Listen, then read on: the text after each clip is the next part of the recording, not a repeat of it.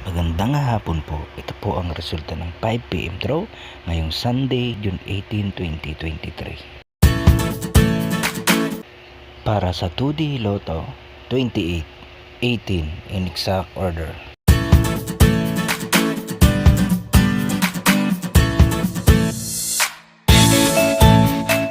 At para naman sa 3D Lotto, 4, 7, 4 in exact order.